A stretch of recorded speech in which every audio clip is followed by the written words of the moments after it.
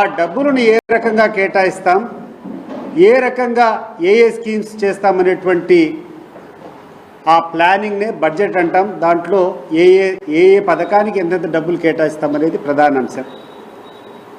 మరి నిన్న ప్రవేశపెట్టేటువంటి బడ్జెట్ చూస్తే చంద్రబాబు నాయుడు గారు ఇచ్చినటువంటి హామీలకు, చంద్రబాబు నాయుడు గారు చెప్పినటువంటి ప్రజలకు ఇచ్చినటువంటి మేనిఫెస్టోకు ఈరోజు నిధులు ఏ రకంగా కేటాయించారనేది మనం అందరం కూడా ఒకసారి ఆలోచన చేయాలి. కొన్ని వేల హామీలు ఇచ్చాడు. ఏ ఊరికి పోయినా, ఏ గడపకు దొక్కినా ప్రతి ఒక్కరికి ఏం కావాలంటే అవన్నీ ఇచ్చాడు. లాస్ట్ అన్నిటికంటే ముఖ్యం సూపర్ 6 నాకు ప్రాధాన్యత. సూపర్ 6ను ఎటువంటి పరిస్థితుల్లో అమలు చేస్తామని చెప్పారు. ఆ సూపర్ 6 యొక్క విషయం ఈరోజు మనం ఆలోచన చేస్తే, ఈరోజు రాష్ట్రంలో ఉన్నటువంటి ప్రతి ఒక్క నిరుద్యోగికి సంవత్సరానికి నెలకు 3,000 రూపాయలు నిరుద్యోగ భృతి ఇస్తా అని చెప్పాడు. నేను అడుగుతున్నాను ఈరోజు చంద్రబాబు నాయుడు గారిని, ఈ యొక్క నిరుద్యోగ భృతికి ₹1 అన్నా నీ యొక్క బడ్జెట్లో కేటాయింపులు చేశావా? ఇది నువ్వు ఈ రాష్ట్రంలో ఉన్నటువంటి యువతకు, నిరుద్యోగులకు చేసినటువంటి మోసం కాదా అని చెప్పి నేను అడుగుతున్నాను. స్త్రీనిధి అని చెప్పావు. రాష్ట్రంలో ఉన్నటువంటి 18 సంవత్సరాలు దాటినటువంటి ప్రతి మహిళలకు కూడా 1,500 రూపాయలు ప్రతి నెల ఇస్తానని చెప్పావు.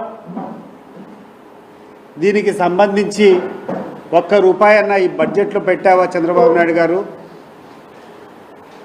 సార్ మీరు ఆలోచన చేయండి. ఈ రాష్ట్రంలో ఉన్నటువంటి ప్రతి మహిళ ప్రయాణం చేయాలంటే ఆర్టీసీ బస్సులు ఉచితంగా ప్రయాణం చేయొచ్చు అని చెప్పి హామీ ఇచ్చావు. మరి ఈరోజు ఏమైనా దానికి సంబంధించి ₹1 అన్న కేటాయింపు ఉందా అని చెప్పి నేను అడుగుతున్నాను.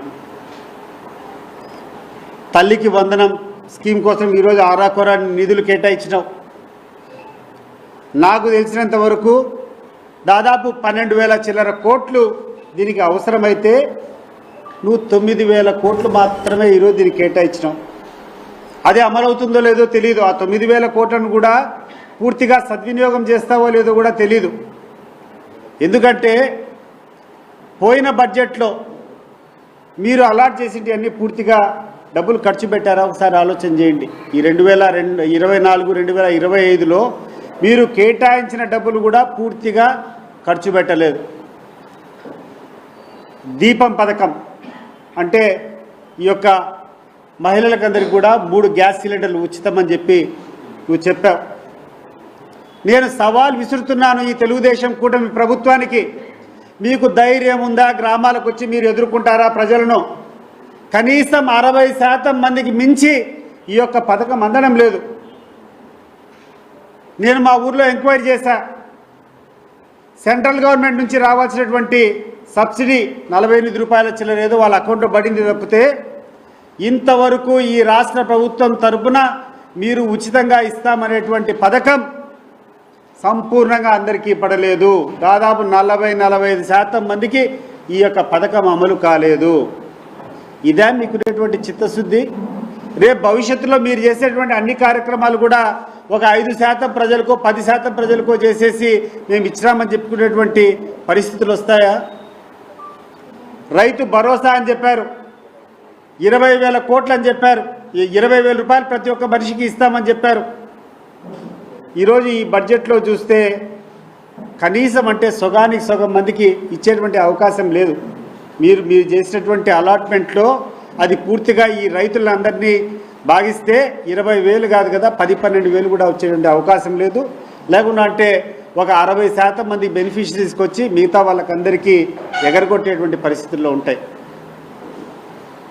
నువ్వు గొప్ప ఎకనామిస్ట్ అని చెప్పుకున్నావు. ఈ యొక్క అంశాల మీద చర్చలు జరిగాయి. అనేక మంది పత్రికా విలేకరులు అడిగారు, అనేక మంది మేధావులు అడిగారు నిన్ను. ఈ రకంగా నువ్వు హామీలు ఇస్తున్నావు. ఇప్పుడున్నటువంటి ప్రభుత్వం ఉన్నటువంటి హామీలు ఇచ్చేదానికి నిధులు లేక వేరే అభివృద్ధి కార్యక్రమాలు చేయలేకపోతా ఉంది. నువ్వు ఎట్లా చేస్తావని చెప్పి చంద్రబాబు నాయుడు గారిని అడిగినప్పుడు నేను ఒక గొప్ప ఎకనామిస్టు సంపద సృష్టిస్తా అని చెప్పావు. ఎక్కడ సంపద సృష్టిస్తున్నావు నేను అడుగుతున్నాను. ఈరోజు చంద్రబాబు నాయుడు గారు మీరు చెప్పండి, ఎక్కడ నీ సంపద సృష్టి? ఏమైపోతున్నారు ఈరోజు ప్రజలు? ప్రతి ఒక్క కుటుంబానికి, పేద కుటుంబానికి జగన్మోహన్ రెడ్డి గారి ప్రభుత్వంలో ఉండేటప్పుడు కనీసం అంటే 50,000 నుంచి 1,00,000 రూపాయలు ప్రతి ఒక్క కుటుంబానికి సంవత్సరానికి వాళ్ళ అకౌంట్లో డైరెక్ట్గా డీబీటీ, డైరెక్ట్ బెనిఫిషరీ ట్రాన్స్ఫర్ జరిగేది. ఈరోజు ₹1 డబ్బులు వచ్చినాయా? ఈరోజు డబ్బులు రాలేదు. 1,00,000 కోట్ల రూపాయలేమో నువ్వు అప్పులు చేసినావు. నువ్వు అధికారంలోకి వచ్చినప్పటి నుంచి ఈ యొక్క 9 నెలల్లో నీ ప్రభుత్వం ఇప్పటికి 80,000 అప్పు చేసింది. రాబోయే ఈ నెల కంప్లీట్ అయిపోయే లోపల ఆ 1,00,000 రూపాయలు కూడా 1,00,000 కోట్లు కూడా కంప్లీట్ అయిపోతుంది. ఎక్కడికి ఆవిరైపోయినాయి ఈ 1,00,000 కోట్లు? మీరు ప్రజలకు సమాధానం చెప్పాల్సినటువంటి అవసరం ఉంది. అనేక సందర్భాల్లో నువ్వు చెప్పేటువంటి అబద్ధాల్లో ఈ రాష్ట్రంలో అన్ని ధరలు నియంత్రించాలా, ధరలు తగ్గాలంటే ప్రధానంగా డీజిల్, పెట్రోల్ పైన ఉన్నటువంటి సుంకం తగ్గాలా అని చెప్పి అనేక సభలో నువ్వు ఊకదాటిగా మాట్లాడావు. 9 నెలలు అయిపోయింది అధికారంలోకి వచ్చి. నువ్వు బార్డరింగ్ కాన్స్టిట్యున్సీలో ఉండవు. నీది కుప్పం, ఒక పక్క కర్ణాటక వస్తుంది, ఒక పక్క తమిళనాడు వస్తుంది. మరి తమిళనాడులో పెట్రోల్ రేట్ ఎంత ఉంది? కర్ణాటకలో పెట్రోల్ రేట్ ఎంత ఉంది? నీ నియోజకవర్గంలో, నీ కుప్పంలో ఎంత రేటు ఉంది? ఒకసారి ఆలోచన చేసుకో. ₹8 నుంచి ₹10 వ్యత్యాసం. నువ్వు కూర్చొని మాట్లాడావు ఆ రోజు.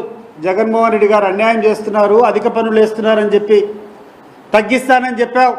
మరి ఎక్కడ తగ్గించినావని చెప్పి నేను అడుగుతున్నాను మిమ్మల్ని. ఇంకొకటి నేను సూటిగా నిన్ను ప్రశ్నిస్తున్నా. నేను ఈ యొక్క అధిక పన్ను పెట్రోల్ ప్రోడక్ట్స్ పైన, పెట్రోలియం ప్రోడక్ట్స్ పైన వేసినటువంటి అదనపు పన్ను నువ్వు 2014, 2019 సంవత్సరాల్లో ముఖ్యమంత్రిగా ఉండేటప్పుడు వేసింటి కాదా? ఈ రాష్ట్రంలో అభివృద్ధి చేస్తానని చెప్పావు. నాకు అభివృద్ధి ఎక్కడా కనపడ్డంలా. మిగతా అన్ని పక్కన పెట్టండి, మన కడప జిల్లాకు వస్తాం. మన కడప జిల్లాకే వస్తాం. ఈ కడప జిల్లాలో జరుగుతున్నటువంటి ప్రాజెక్టులు, GNSS project, GNSS to HNSS link ప్రాజెక్టులు ప్రధానమైనటువంటి పనులు. దాదాపు 5,000 కోట్లతో జిఎన్ఎస్ఎస్ టు హెచ్ఎన్ఎస్ లింకప్ ఉండింది. దాదాపు 2-3 వేల కోట్లతో జిఎన్ఎస్ఎస్ ప్రాజెక్ట్ పూర్తి కావాల్సి వచ్చింది. గడిచిన 9 నెలల నుంచి ఒక్క రాగినయా పైసా పనైనా ఈ యొక్క కాంట్రాక్టర్లు కానీ ఈ పనులు జరుగుతున్నాయా? చంద్రబాబు నాయుడు గారు నేను అడుగుతున్నా, జిఎన్ఎస్ఎస్ పనులు ఏమైనా జరుగుతున్నాయా? జిఎన్ఎస్ఎస్ హెచ్ఎన్ఎస్ లింక్ ప్రాజెక్ట్ ఏమైనా జరుగుతూ ఉందా? ఎవరు బాధ్యత దీనికి? మరి ఆ రోజు కూర్చున్నాం, కడపకు ఉక్కు కర్మాగారం రావాలా, కడప ఉక్కు మా హక్కు అని చెప్పి మేమందరం కూడా పోరాటం చేశాం. మరి జగన్మోహన్ రెడ్డి గారి హయాంలో ప్రభుత్వం తరఫైతే కష్టమని చెప్పేసి జిందాల్ వాళ్ళను తీసుకొని వచ్చి జిందాల్ వాళ్ళతో ఈరోజు ప్రారంభోత్సవం చేశాం మనం ఇక్కడటువంటి కడపలో ఉన్నటువంటి ఇండస్ట్రియల్ ఎస్టేట్లో. ఏమైపోయింది ఆ ప్రాజెక్టు? కడపలో జరగాల్సినటువంటి ఉక్కు ఫ్యాక్టరీ నిర్మాణం ఈరోజు ఏమి జరుగుతూ ఉంది? ఎందుకు డిలే జరుగుతూ ఉంది? దీనికి సమాధానం ఎవరిస్తారని చెప్పి నేను అడుగుతున్నాను. ఈ రాష్ట్రంలో అన్నిటికంటే ముఖ్యమైనటువంటి విద్య వైద్య విద్య, మెడికల్ ఎడ్యుకేషన్. అంటే అన్ని రాష్ట్రాలు పోటీపడి మాకు సీట్లు కావాలా, మాకు సీట్లు కావాలా, మా ప్రజలకు మరికొంది ఇంతమందిని డాక్టర్లు చేయాలని చెప్పేసి పోటీ పడుతూ ఉంటారు. జగన్మోహన్ రెడ్డి గారు సాధించినటువంటి 750 మెడికల్ సీట్లు ఉప్పనంగా నాకు వద్దని చెప్పి రాసిచ్చినటువంటి ఘనత నీది కాదా చంద్రబాబు నాయుడు గారు? ఒకసారి ఆలోచన చేయండి. ఈ రాష్ట్రానికి నువ్వు ద్రోహం చేసావా లేదా అని చెప్పి నేను అడుగుతున్నాను. ఏమన్నా మాట్లాడితే పవన్ కళ్యాణ్ ఒకవైపు, మన చంద్రబాబు నాయుడు గారు ఒకవైపు ఈనాడు, ఒకవైపు ఏబిఎన్ ఆంధ్రజ్యోతి విధ్వంసం అంట. ఏందయ్యా విధ్వంసం? ఎవరు చేస్తున్నారు ఈ రాష్ట్రాన్ని విధ్వంసం? అధికారంలోకి వచ్చి 9 నెలలు అయిపోయింది. ఈ 9 నెలల్లో ఈ రాష్ట్రానికి రావాల్సినటువంటి ఒక్క కార్యక్రమం, మీకు ధైర్యం ఉంటే ఈ కార్యక్రమం మేము పూర్తి చేస్తాం, ఈ కార్యక్రమం అమలు చేస్తామని చెప్పండి. ఎలక్షన్ టైంలో నువ్వు చెప్పావు, లోకేష్ గుర్తుపెట్టుకో, నువ్వు అన్న మాటలు మేము చెప్పినటువంటి హామీలు ఇవ్వకుండా పోతే నా కాలర్ పట్టుకో అని చెప్పి నువ్వు అడిగావు ఆ రోజు. రా, నీకు ధైర్యం ఉంటే ప్రజల్లోకి రా, నీ సెక్యూరిటీ పక్కన పెట్టిరా, ప్రజల ఆగ్రహం ఏదో నీకు తెలుస్తుంది. ఈరోజు పోలీసులు అడ్డం పెట్టుకొని ఎవడు నీ మీద ఎదురు తిరగకూడదని చెప్పి అక్రమ అరెస్టులు, పోసాని మురళీకృష్ణ ఏదో మాట్లాడని చెప్పి రిపీటెడ్గా చూపిస్తున్నాను నేను ఈ యొక్క టీవీలో నీ కథలో ఆయన మాట్లాడినటువంటి బూతులు. మరి నేను అడుగుతున్నాను చంద్రబాబు నాయుడు గారు, నువ్వు పవన్ కళ్యాణ్ లోకేష్ మాట్లాడేటువంటి మాటలు నీ యొక్క ఛానల్స్లో చూపిస్తారని పచ్చ మీడియాలో నేను ఇస్తా క్లిప్పింగ్స్. నీ అమ్మ మొగుడా అని చెప్పి నువ్వు మాట్లాడినటువంటి మాటలు మర్చిపోతున్నావా చంద్రబాబు నాయుడు? ముండల దగ్గరికి పండుకొని పోతున్నాడని చెప్పి మాట్లాడినటువంటి మాటలు లోకేష్ను మర్చిపోయినావా అని చెప్పి అడుగుతున్నా. మరి నువ్వు మాట్లాడేటువంటి మాటలకు ఆ రోజు జగన్మోహన్ రెడ్డి మీ మీద తీసుకొని వచ్చి లోపలేదే మిమ్మల్ని? రాజకీయాల్లో మీరు ఎవరైనా చౌకబారుగా మాట్లాడినప్పుడు దానికి రియాక్షన్గా ఇంకొకరు మాట్లాడతారు. అది కాదు, మనిషిని కూర్చొని వేధించాలనేటువంటి తత్వంతో ముందరికి పోకూడదు. రాజకీయాలు ఉండేది రాజకీయాలు, విమర్శలు ఉంటాయి. మీరు అదుపు తప్పి మాట్లాడినప్పుడు ప్రత్యర్థి కూడా అదుపు తప్పి మాట్లాడతాడు, అది సహజం. దానికి హుందాతనం మీ దగ్గర నుంచి మొదలు కావాలా. మరి నువ్వు తప్పు చేసింటే నువ్వు నీ అమ్మ మొగుడా అని చెప్పి నువ్వు మాట్లాడిందని నువ్వు క్షమాపణ చెప్తావా అని చెప్పి నేను అడుగుతున్నాను ఈరోజు చంద్రబాబు నాయుడును. క్లిప్పింగ్స్ చూపించమంటావా? ఏమి లోకేష్, ఏమయ్యా పవన్ కళ్యాణ్ నువ్వు ఏదేదో కూర్చొని మాట్లాడావు, ఆట తీస్తా చెప్పుతో కొడతానని చెప్పి మాట్లాడినావు. మరి నీకు హక్కు ఉందా? నువ్వు మాట్లాడితే ఇతర పార్టీ వాళ్ళకి హక్కులు ఉండవా అని చెప్పి నేను అడుగుతున్నా. నీకు ఒక న్యాయం, ఇంకొకరికి ఒక ధర్మమా? పోలీసులు కూడా ఈరోజు నేను ఒకటి విన్నపం చేసుకుంటున్నాను. దయచేసి మీ లిమిట్లు దాటద్దండి. ఎవరి మీదైనా విచారణ చేయాలంటే సెలెక్టివ్గా చేయొద్దండి. చేస్తే ఒక పారదర్శకత తెలుగుదేశం వాళ్ళ మీద పెట్టండి, వైఎస్ఆర్ కాంగ్రెస్ పార్టీ మీద పెట్టండి. తప్పు చేసిన ఇద్దరి మీద చర్యలు తీసుకోండి, అప్పుడు హర్షిస్తారు. కానీ మీకు నచ్చినటువంటి కొన్ని వ్యక్తుల మీద సెలెక్టివ్గా కేసులు పెట్టడం వల్ల ప్రజాస్వామ్యం బలహీనపడుతుంది. మీరుండేది, you are public servants, you are responsible for public. దయచేసి మీ యొక్క లైన్ దాటద్దని చెప్పి నేను పోలీసులు కూడా మనస్ఫూర్తిగా కోరుకుంటున్నాను, సవినయంగా కోరుకుంటున్నాను. దయచేసి ఇతరులకు ఇటువంటి ఇబ్బందులు పెట్టద్దండి. ఈ యొక్క తప్పుడు కేసులు పెట్టడం, మేము పోయి కేసులు ఇస్తే కేసులు పెట్టేవాడే లేడు, అసలు ఆ కంప్లైంట్ తీసుకునేవాడే లేడు. నేను రెడీగా ఉన్నా చంద్రబాబు నాయుడు గారి మీద కేసు పెట్టడానికి. ఆ క్లిప్పింగ్స్ చూపించి నువ్వు ఏ రకంగా మాట్లాడతావా, నీ అమ్మ మొగుడు ఇస్తాడా అని చెప్పి దానికి సమాధానం చెప్పేవాళ్ళు లేరు. రోజు హుందాగా వ్యవహరిస్తాం. జరిగిపోయినాయి, కొన్ని తప్పులు జరిగినాయి, నీ పార్టీల వల్ల జరిగినాయి, మా పార్టీల వల్ల జరిగినాయి, అన్ని పార్టీల వల్ల జరిగినాయి. దీనికి ఈ రోజు నుంచన్నా అది ఒక పులి స్టాప్ పెట్టి హుందాగా వివరించేటట్లు అందరినీ కూడా ప్రిపేర్ అవుదాం. ఒక సెమినార్ పెట్టు, అన్ని పార్టీలు మీటింగ్ పెట్టుకొని ఒక కోడ్ ఆఫ్ కాండక్ట్ పెట్టు. దాన్ని వదిలిపెట్టి ఈరోజు కూర్చొని నీ ఇష్టం వచ్చినట్టు విక్టిమైజ్ చేసుకొని కొంతమంది మాత్రమే చట్టానికి తీసుకొని రావడం, మిగతా వాళ్ళు వదిలిపెట్టడం, ఇది ధర్మమా? ఇది యొక్క ముఖ్యమంత్రి హోదాలో నువ్వు చేయాల్సినటువంటి పని అని చెప్పి నేను అడుగుతున్నాను. ఇప్పటికైనా మానుకో, ఇప్పటికైనా ఒకసారి ప్రజలు పడుతున్నటువంటి ఇబ్బందులు తెలుసుకో. ఒక్కసారిని ఒకరి మోసం చేయొచ్చు, ఒకసారి 10 మందిని మోసం చేయొచ్చు, కానీ 10 సార్లు 10 మందిని మోసం చేయాలంటే అది అయ్యే పని కాదు. నువ్వు రా, ప్రజల్లోకి రా, ప్రజలు పడుతున్నటువంటి ఇబ్బందులు తెలుసుకో. ఈరోజు సామాన్య ప్రజలే కాదు, రాష్ట్రంలో ఉన్నటువంటి వ్యాపారం చేసేటువంటి ప్రతి ఒక్కరూ బాధపడుతూ ఉన్నారు. మా ఊళ్ళో అడిగితే చిన్న చిన్న వ్యాపారులు, తోపుడు బండుల దగ్గర నుంచి, గుడ్డలంగళ్ళ దగ్గర నుంచి, ప్రొవిజన్ స్టోర్స్ దగ్గర నుంచి ప్రతి ఒక్కడు కూడా, కిరాణా అంగళ్ళ దగ్గర నుంచి ఎవడు చూసినా కూడా 30% కూడా వ్యాపారం జరగడం లేదంటున్నారు. ఇది వాస్తవం, మీరు కూడా విచారించండి వ్యాపారం. మరి ఏమైపోయింది నీ పరిపాలన దక్ష? ఏమైపోయింది? ఆ డబ్బులు ఎక్కడికి పోయినాయి? నీ సంపద సృష్టి ఎక్కడికి పోయింది? నువ్వు సంపద సృష్టిస్తూ ఉంటే, నీకు సంపద సృష్టించేటువంటి శక్తే ఉంటే ఈరోజు ఎందుకు వ్యాపారాలు జరగలేదని చెప్పి నేను ఈరోజు చంద్రబాబు నాయుడు గారిని అడుగుతున్నా. ఈరోజు ముఖ్యంగా ఈ జిల్లాలో ఉన్నటువంటి తెలుగుదేశం పార్టీ లీడర్లు కూడా నేను విన్నవించుకుంటున్నా. ఈ ప్రాంతంలో పుట్టేటువంటి వ్యక్తులం మనం. ఈ ప్రాంతానికి మేలు చేయాలి, అధికారం ఉన్నా లేకున్నా ఈ ప్రాంత ప్రజలు మనం ఎన్నోసార్లు ఒకసారి కాకుంటే ఒకసారైనా గెలిపించుంటారు, వాళ్ళ రుణం తీర్చుకోవాలా. ఏమైపోతుందయ్యా ఈ జిల్లా?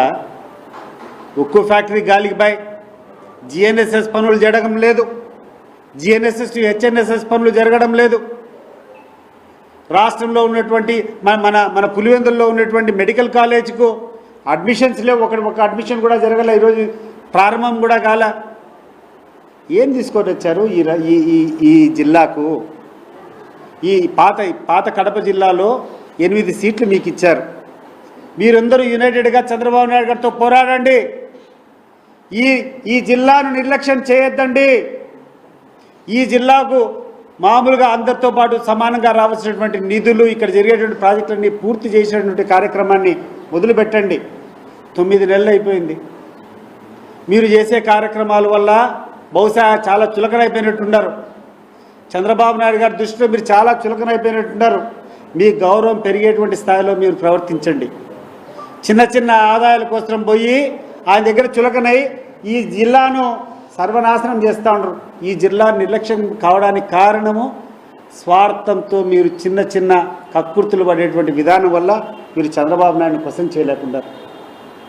నేను కూడా తెలుగుదేశం పార్టీలో ఉన్న 2019 నుంచి 2014 నుంచి 2019 వరకు ఉండేటప్పుడు ఒక శపథం తీసుకొని నీళ్లు తీసుకొని వచ్చేందుకు చాలని నేను గడ్డం తీయనని చెప్పి ఒక శపథం చేసి నీళ్ళు వచ్చినంత వరకు నేను ఆయనతో బతిమలాడి తీసుకొని వచ్చిన.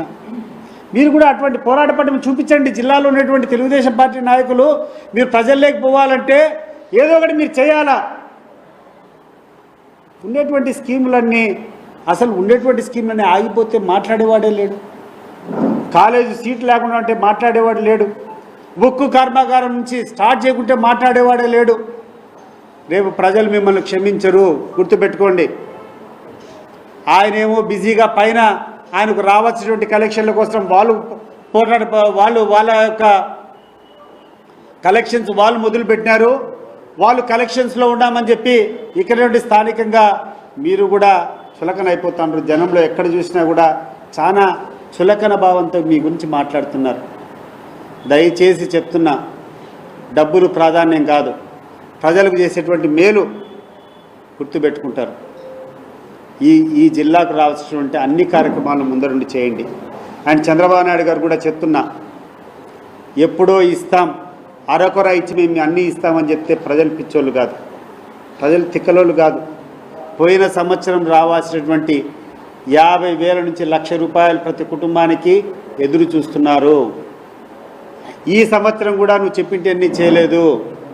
ఇప్పటికే జగన్మోహన్ రెడ్డి గారు ముఖ్యమంత్రిగా ఉండింటే ప్రతి రైతుకు 15,000 రూపాయలు డబ్బులు పడిండేది. ప్రతి ఒక్క మహిళకు ఆ యొక్క 18,000 రూపాయలు డబ్బులు పడిండేటివి. ఇక్కడటువంటి ప్రతి ఒక్క విద్యార్థికి 15,000 రూపాయలు అమ్మఒడి పడిండేది. నీ మాదిరి చౌకబారుగా మాట్లాడలేదు ఆయన.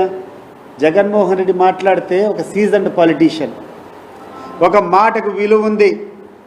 నాలికకు కొంచెం విలువ ఉండాలి. నా నోట్లో నుంచి ఏమైనా మాట వస్తే 10 మంది వింటున్నారు, ఈ యొక్క నాలికకు విలువ ఉండాలనే రకంగా ప్రవర్తించాలా. క్రెడిబిలిటీ లేదు నీకు. నువ్వు ఏమి చెప్పినావో దారిలో ఏది కనపడితే అది అబద్ధాలన్నీ చెప్పినావు. నువ్వు చెప్పడం కాకుండా నీ యొక్క మాట మీద విశ్వసనీయత లేదని చెప్పి నువ్వు పవన్ కళ్యాణ్ పక్కన చేసుకొని పవన్ కళ్యాణ్తో కూడా చెప్పించినావు. ఎక్కడికి పోయినా పవన్ కళ్యాణ్ కూడా చెప్పారు, ఈ సూపర్ 6 మేము అమలు చేస్తామని చెప్పి. పవన్ కళ్యాణ్ గారు, మీరు చెప్పినటువంటి మాటలను ముందు చేయండి. మీరు ఎన్నో రోజులు విధ్వంసం చేశారు, రాష్ట్రం విధ్వంసం అయిపోయింది గత 5 సంవత్సరాలు అని చెప్పే మాటలతో తప్పించుకోలేరు. జగన్మోహన్ రెడ్డి గారి మీద మీరు విషపూరితంగా ఎన్ని ప్రచారాలు చేసినా ఆయన అడుగు పెడితే ఒక ప్రభంజనంగా వస్తున్నారు జనం. ఆయన కదిలితే ఎక్కడికి పోతే అక్కడ వేలుగా తరలి వస్తున్నారు జనం. దానికి ప్రత్యేక నిదర్శనం పవన్ కళ్యాణ్ గారు మీరు చూశారు రుయా హాస్పిటల్లో నీ సమక్షంలో జగన్మోహన్ రెడ్డి గారి కదిలితే జనం ఎట్లొచ్చారో, నువ్వు ఏ రకంగా పారిపోయినావో గుర్తుపెట్టుకో. క్లిప్పింగ్స్ అన్నీ ఉన్నాయి, సోషల్ మీడియాలో వైరల్ అవుతున్నాయి. నీ చేతగాల ఆ జనాన్ని ప్రజలను చూసుకోలేక అరెస్ట్ చేయని చెప్పి నువ్వు అనే మాటలు ఉన్నాయి. నువ్వు కూర్చొని పరిగెత్తుకుంటూ పోయి కారులో కూర్చొని వెళ్ళిపోయినటువంటి క్లిప్పింగ్స్ ఉన్నాయి. అది జగన్మోహన్ రెడ్డి. మీరు ఎంతగా జగన్మోహన్ రెడ్డిని అపఖ్యాతి చేయాలని చెప్పి ప్రయత్నం చేస్తారో, ముఖ్యంగా ఆంధ్రజ్యోతికి, ఈనాడుకు, ఈ ఎల్లో మీడియాకి అందరికీ చెప్తున్నాను, మీరు ఎంత అసత్యాలు ప్రచారం చేస్తే అంత గొప్పగా జగన్మోహన్ రెడ్డి కీర్తి ఈరోజు వ్యాపిస్తుంది. అబద్ధాల కన్నా ఒక హద్దు ఉండాలి. విధ్వంసం అంటే విధ్వంసం ఏమి విధ్వంసం? ఈ రాష్ట్రంలో ఉన్నటువంటి ప్రతి ఒక్క పౌరునికి, ప్రతి ఒక్క ఇంటికి డైరెక్ట్గా డబ్బులు, ఎటువంటి అవినీతి లేకుండా డైరెక్ట్గా వాళ్ళ ఖాతాలో డబ్బులు పంపించడం విధ్వంసమా? ఈ గ్రామాల్లో ఉన్నటువంటి, ఈ రాష్ట్రంలో ఉన్నటువంటి గ్రామీణ విద్యార్థులకు అందరికీ మంచి ఎడ్యుకేషన్ ఇవ్వడం విధ్వంసమా? ఈ రాష్ట్రంలో ఉన్నటువంటి ఈరోజు ఇబ్బంది పడుతున్నటువంటి మన మెడికల్ ఎయిడ్ కావాల్సినటువంటి వాళ్ళకందరికీ ఆదుకోవడం విధ్వంసమా అని చెప్పి నేను అడుగుతున్నా. ఈరోజు పరిస్థితి ఏమైంది? ఈరోజు కార్పొరేట్ హాస్పిటల్కి పోయి చూస్తాం రండి. ఒక పేషెంట్ అక్కడికి పోతే ముందు డబ్బులు కట్టు అనేటువంటి పరిస్థితులు ఎక్కడ చూసినా ఉండే. మీరు ఎవరైనా రెడీ అయితే నేను రాండి, మనం మారువేషంలో పోదాం ఒకసారి. ఒక హాస్పిటల్లో డబ్బు కట్టేంత వరకు పేషెంట్ను చేర్చుకునేటువంటి పరిస్థితుల్లో లేవు. ఏమని చెప్పి నేను మన హాస్పిటల్ వాళ్ళని అడిగా, ఏం కథ అని. 9 నెలల నుంచి మాకు బకాయిలు ఇవ్వలేదన్నా మేము ఎట్లా నడుపుతామని చెప్పి అడుగుతున్నారు. కాబట్టి ఇవన్నీ స్ట్రీమ్లైన్ చేయమని చెప్పి కోరుకుంటూ, అబద్ధాల ప్రచారం ఎన్నో ఏళ్ళు, ఎన్నో రోజులు మీరు గడపలేరు. ప్రజల దృష్టిని మీరు డైవర్ట్ చేయాలనుకుంటే అది సాధ్యమయ్యేటువంటి పని కాదు. మీరు ఎంత అబద్ధాలు చెప్తారో అంత గొప్పగా జగన్మోహన్ రెడ్డి గారి పర్సనాలిటీ ఆవిష్కారం అవుతుంది. ఈ రాష్ట్రానికి జగన్మోహన్ రెడ్డి గారి యుగమే స్వర్ణయుగం అనేది గుర్తుపెట్టుకొని ఇప్పటికైనా నేను మిమ్మల్ని అందరినీ కూడా హెచ్చరిస్తున్నాం. మీరు ఇచ్చినటువంటి హామీలకు మీరు కట్టుబడి ఉండండి. లేకుండా అంటే మీరు చెప్పినటువంటి మాటకు మీరు ధైర్యం ఉంటే మీరు మీ సెక్యూరిటీ వదిలిపెట్టి రాండి, జనంలోకి రాండి. ఒక వార్డులో తిరుగుదాం. లోకేష్ గారు రండి. పెద్ద కాలర్ ఉండే షర్ట్ వేసుకొని రా. చిన్న కాలర్ ఉంటే కన్నా ఒకరో ఇద్దరు కాదు కదా, చాలామంది పట్టుకోవాలని ఉన్నారు. నీ కాలరు కనీసం ఒక అడుగు పూర్వకాలం షోలేలో ఉన్నాయి కదా, ఇంత కాలరు ఆ షర్ట్లు వేసుకొని రావాలి. నువ్వు రెడీగా ఉండారు ఇక్కడ ప్రజలు. పవన్ కళ్యాణ్ గారికి కూడా నేను గుర్తు చేస్తున్నా, ఈ యొక్క దోపిడీ బ్యాచ్లో నువ్వు చేరిపోయినావు. వాళ్ళు నీ ప్రతిష్టను దిగజారుస్తారు. నీ యొక్క గౌరవం పోతుంది. 2 సంవత్సరాల తర్వాత, 3 సంవత్సరాల తర్వాత నువ్వు పోరాటం చేస్తామేమో అనుకుంటున్నావేమో. నా మిత్రులు చాలామంది చెప్తున్నారు, అన్నా ఈ పవన్ కళ్యాణ్ వేరే పెద్ద స్ట్రాటజీ ఉంది. 3 సంవత్సరాల వరకు ఈ ప్రభుత్వంతో అన్ని రకాలుగా లాభపడి అన్ని హోదాలు తీసుకొని 3 సంవత్సరాల తర్వాత పోరాటం చేస్తాడు. అప్పుడు కూర్చొని మీరు అన్నీ ఇచ్చింటివన్నీ ఇవ్వలేదని చెప్పేటువంటి కారణంతో ప్రజల్లోకి వచ్చేటువంటి ఐడియా ఉందని చెప్పి. పవన్ కళ్యాణ్ గారు అది చెల్లవు. నిన్ను కూడా గమనిస్తున్నారు ప్రజలు. ప్రజల స్కానర్లో నువ్వు ఉండవు. పోరాటం చేయాలనుకుంటే ఈ రోజు నుంచి పోరాటం చేయి. 3 సంవత్సరాల తర్వాత వచ్చి ఇవన్నీ ఇవ్వలేదని చెప్పి ఆ రోజు మొదలు పెడితే ప్రజలు నిన్ను క్షమించరు. మీరు పడేటువంటి నాటకాలను ప్రజలు ఒప్పుకోరు. ఈ రోజు నుంచి మీరు రండి. పోయిన సంవత్సరం అంటే 1 సంవత్సరం అయింది, వీ విల్ ఎక్స్క్యూజ్, పోనీలే 1 సంవత్సరం అని చెప్పి. ఈ సంవత్సరం అన్నా మీరు చెప్పేటువంటి సూపర్ 6 అమలు కావాలా? అమలు కావాలని కూడా శాచ్యురేషన్ పాయింట్తో, శాచ్యురేషన్ మోడ్లో అమలు కావాలా. ఏదో 50 మందికి 100 మందికి ఇస్తామంటే కుదరదు. అది అర్హత ఉన్నటువంటి ప్రతి ఒక్క కుటుంబానికి మీ ఇచ్చేటువంటి హామీలు అమలు కావాలా. దీనికి ఉదాహరణ దీపం పథకం. మీరు ఇచ్చేటువంటి గ్యాస్ సిలిండర్లు మీకు ధైర్యం ఉంటే రండి, నేను వస్తా. మీ ఇష్టం వచ్చినటువంటి తెలుగుదేశం పార్టీ లీడర్లు రండి. శాచ్యురేషన్ పార్టీలు ఇచ్చినారు లేదో ఒకసారి తెలుసుకుందాం. గ్రామాలకు పోయి ఏ గ్రామాల్లో ఉన్నాయండి? మా గ్రామంలో కొన్ని 100 మందిని అడిగినా, అన్న సెంట్రల్ గవర్నమెంట్ నుంచి వచ్చే 48 రూపాయలు వచ్చింది, కానీ ఈ రాష్ట్ర ప్రభుత్వం చెప్పినటువంటి ఆ గ్యాస్ సిలిండర్లు ఫ్రీ డబ్బులు నాకు రాలేదని చెప్పి కొన్ని 100 మంది 1000 మంది చెప్తున్నారు. మీకు సిద్ధమైతే మేము రెడీగా ఉన్నాం. పోదాం రండి జనంలోకి.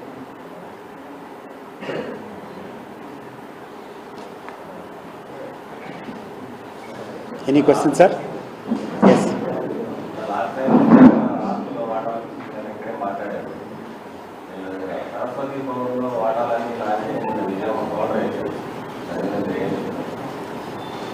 సరస్వతి పవర్లో వాటాలు ఏమనేది మీకు ఆ రోజు కూర్చొని వాళ్ళిద్దరి మధ్య ఉన్నటువంటి అగ్రిమెంట్ నేను చూపించడం. ఆ రోజు మాట్లాడేటప్పుడే నేను ఊరికే ఈరోజు అంటే నేను ఆ క్వశ్చన్ మీద ప్రిపేర్ కూడా రాదు. ఆ రోజు నేను డాక్యుమెంట్ తీసుకొని వచ్చి చూపించాను. దాంట్లో స్పష్టంగా షర్మిల గారు, జగన్మోహన్ రెడ్డి గారు ఇద్దరు కూర్చొని ఆ యొక్క సరస్వతి పవర్కి సంబంధించినటువంటి ప్రాపర్టీస్ అంతా కోర్ట్ ఈడీ అటాచ్మెంట్లో ఉన్నాయి కాబట్టి అవన్నీ తేలినంత వరకు దాన్ని మనం ఎవరిమే కానీ ఎటువంటి డిస్టర్బెన్స్ చేయకూడదని చెప్పి వాళ్ళు రాసుకునేటువంటి లేకుంది. మీకు అంటే మళ్ళీ పంపిస్తారు, circulate that copy to you. మాట్లాడిన దానికి భిన్నంగా కూర్చొని ఇది నాది ఏ టైం అంటే ఆ టైం అమ్ముకుంటామంటే జగన్మోహన్ రెడ్డి మీద ఈడీ వల్ల అటాచ్మెంట్ ఉంది, ఆయన బెయిల్ మీద ఉన్నాడు, అది ఒప్పుకోరు కాబట్టే ఆయన ఆ రోజు పోవాల్సి వచ్చింది.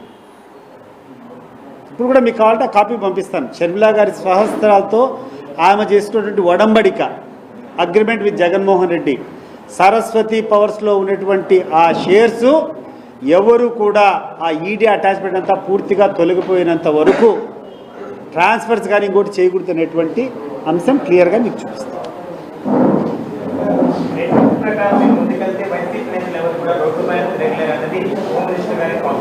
ఏంటండి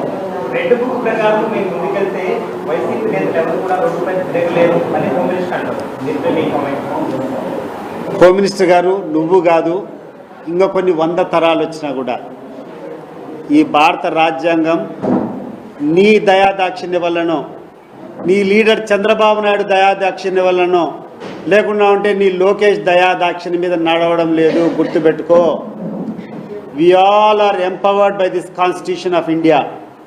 మాకున్నటువంటి హక్కులను నువ్వు కాలరాస్తానంటే చేతులు కట్టేసుకుని కూర్చుంటామని అనుకోవద్దు. ఒకటి గుర్తుపెట్టుకో, ఈరోజు పోలీసులు కొంతమంది నేను సహకరిస్తున్నానని చెప్పి నువ్వేమన్నా విరవీగుతున్నావేమో, రేపు నువ్వు చేసేటువంటి ప్రతి ఒక్క కార్యక్రమానికి 10 ఎక్కువ చేయాల్సినటువంటి పరిస్థితులు వస్తాయి. అవి మంచిది కాదు, మీకు మంచిది కాదు, మాకు మంచిది కాదు, నీ రెడ్ బుక్ కాదు, ఇంకోటి కాదు. ఎప్పుడైనా నేను ఒకటే చెప్తా, ఎవరము కూడా ఒక లైన్ దాటిపోకూడదు. భారత రాజ్యాంగం, భారత రాజకీయాలు ఒక సున్నితమైనటువంటి అంశం. ప్రతి ఒక్కరికి కొన్ని హక్కులు ఉంటాయి, కొన్ని రైట్స్ ఉంటాయి. అపోజిషన్ పార్టీలో ఉండేటప్పుడు పోరాటం చేయడం మామూలే, కానీ దాన్ని హుందాగా స్వీకరించాలి. నేను విమర్శించినప్పుడు ఆ విమర్శను సద్విమర్శగా తీసుకోవాలా, అంతేగాని నేను అన్నాను నువ్వు లోపలేస్తావంటే మీ నాయన జాగిరా, ఇది ఏ హోమ్ మినిస్టర్ నాయన జాగిరా, లేకుండా అంటే లోకేష్ నాయన జాగిరా, లేకుంటే చంద్రబాబు నాయుడు జాగిరా? నేను I'm a proud citizen of this country, I'm the citizen of India, I have my own constitutional rights. This constitution will protect me. ఈ రాజ్యాంగం ఉండేది, ఇక్కడటువంటి గవర్నమెంట్ అధికారులు ఉండేది, ఇక్కడటువంటి పోలీసులు ఉండేది సామాన్యమైనటువంటి పౌరులను రక్షించడానికి. అంతే తప్పితే అధికారంలో ఉండే వాళ్లకు, వాళ్ళ యొక్క అడుగుజాడలకు, వాళ్ళు చెప్పేటువంటి తప్పులు చేయడానికి కాదు అని చెప్పి నేను గుర్తు చేస్తున్నాను. ఎట్లా చేస్తావు నువ్వు? ఏం చేస్తావు? ఇప్పటికీ మీ యొక్క పేపర్లో 116 రాస్తూనే ఉన్నారు. మరి ఏం యాక్షన్ తీసుకున్నారు? పెద్దిరెడ్డి రామచంద్రారెడ్డి మీద ఆర్టికల్స్ రాశారు ఈనాడులో. మరి ఏం చేశారు? ఇప్పటికి ఏం చర్చలు జరిగినాయి? నువ్వు కూర్చొని మాట్లాడినావు, నువ్వు నీ అబద్ధాలు, తిరుపతి లడ్డు మీద మాట్లాడినావు. ఏమైంది తిరుపతి లడ్డు? ఏమైంది? నువ్వు కూర్చొని మాట్లాడినావు. బోట్లన్నీ అడ్డం పెట్టి విజయవాడలో ఆ యొక్క వరదలు రావడానికి కారణం జగన్మోహన్ రెడ్డి బోట్లు అడ్డం పెట్టాడని చెప్పి మాట్లాడినావు. ఏమైపోయినాయి? నీ యొక్క బియ్యం అంతా కూడా ఈ యొక్క వైఎస్ఆర్ కాంగ్రెస్ పార్టీ వాళ్ళు అక్రమ రవాణా చేసి మాట్లాడుతున్నాను. ఏమైపోయినాయి నువ్వు మాట్లాడేటువంటి? ఈరోజు నేను ఎస్పెషలీ చంద్రబాబు నాయుడు అంటే ఆయన క్వాలిటీ అందరికీ తెలిసిందే. రాజకీయ లబ్ధి కోసం, రాజకీయ పదవి కోసం, పదవీకాంక్ష అనేక అబద్ధాలు చెప్తాడు. కానీ ఒక పత్రికలు అనే వాళ్లకు మీకు ఒక నిబద్ధత ఉంటుంది. ఎట్లంటే అట్లా రాయకూడదు, ఎట్లంటే అట్లా మాట్లాడకూడదు. మీరు ఒక పాంప్లెట్ అనుకోండి, రాసుకోండి, మీ ఇష్టం. కానీ మీరు ఒక పత్రిక రంగు పెట్టుకున్న తర్వాత, ఒక పత్రికా విలేకరి తర్వాత యూ హ్యావ్ సమ్ ఎథిక్స్. మీరు మాట్లాడినటువంటి మీరు రాసిన రాతలు ఒకసారి మీరు చూసుకోండి. ఆంధ్రజ్యోతి, ఈనాడు పేపర్ నేను అడుగుతున్నాను, అయ్యా మీరు ఈ 9 నెలల నుంచి రాసినటువంటి రాతలు ఒకసారి చూసుకోండి. ఏమైపోయినాయి మరి దాని మీద? తీసుకో మరి యాక్షన్. ఎవరి మీద తీసుకుంటావు? తీసుకో, చూద్దాం ఏమైపోయింది. బియ్యం అక్రమ రవాణా అని అన్నావు. మొన్న చూస్తే అనంతపురం ఎమ్మెల్యే మాట్లాడి విన్నాం. చూస్తారా మీరు అందరూ సోషల్ మీడియాలో అనంతపురం ఎమ్మెల్యే గారు మాట్లాడేంటి అనేటువంటి రేషన్ షాప్ డీలర్లంతా ఒకే ఒక వ్యక్తికి ఆ బియ్యం అన్నీ అమ్మాలంట, అతనే తీసుకొని పోయి అవి స్మగ్లింగ్ చేస్తాడంట. నువ్వేమో కూర్చొని వైఎస్ఆర్సీపీ నాయకులు చేస్తారని చెప్తున్నావు. బియ్యం గురించి మాట్లాడినటువంటి మాటలు ఏమైపోయినాయి, సీజ్ ద షిప్ ఏమైపోయింది, తిరుపతి లడ్డు ఏమైపోయింది, ఈరోజు ఈ మన కృష్ణా బ్యారేజ్ మీద పడవలు అడ్డం పెట్టింది ఏమైపోయినాయి. నువ్వు కూర్చున్నావు, ఏదేదో మాట్లాడినావు, ఏదేదో కబ్జాలు చేసినారు, అటవీ భూములు చేసినారు, ఏమైపోయినాయి ఇవంతా. ప్రజలకు తప్పులు చెప్పేది కాదు, వీలైతే నిరూపించండి కొన్నైనా.